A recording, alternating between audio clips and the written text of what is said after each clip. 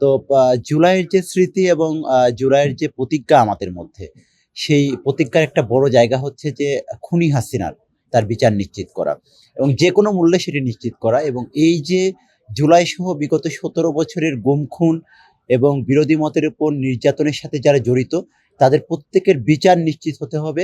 এবং একই সাথে আমার কাছে এটা মনে হয় যে বাংলাদেশ থেকে যিনি জনরোষে, জনগণের ভয়ে, বিচারের ভয়ে পালিয়ে গিয়েছে, আমার কাছে মনে হয় না যে সে পুনরায় বাংলাদেশে ফেরত আসবে। এবং তার এই ফিরে আসাকে কেন্দ্র করে আমার কাছে মনে হয় যে সে আ যে নতুন করে যে আওয়ামী লীগের রাজনীতির নতুন করে আবার পুনর্জন্ম বা পুনরায় আওয়ামী লীগের রাজনীতির যে যাত্রা শুরু করতে চাচ্ছে, আমার কাছে মনে হয় না ইতিমধ্যে যারা পতিত, স্বৈরাচার, ফ্যাসিস্ট হিসেবে জনগণের কাছে স্থান করে নিয়েছে, জনগণ তাদেরকে সে রাজনীতি করার সুযোগ দিবে না।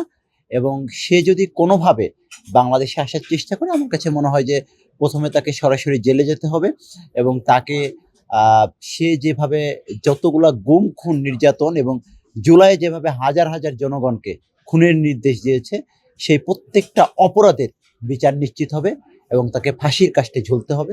এটাই আমরা মনে করি। না, আমরা তো আসলে খুব এই বিষয়টা নিয়ে সন্দেহ হয় যে আসলে উনি কোথায় আছে, কিভাবে আছে বা আসলেও খুনি হাসিনা কিনা। যে বক্তব্য বা কথা বলেছে সংবাদ সম্মেলনে উপস্থিত ছিল। কারণ প্রযুক্তির যুগে অনেক কিছুই সম্ভব। তো আসলে এই বিষয়গুলো নিয়ে শুধু জনগণের মধ্যে না, আমাদের মধ্যে এক ধরনের সন্দেহ কাজ করছে যে আসলেই কে ছিল? পর্দার আড়ালে কে কথা বলল?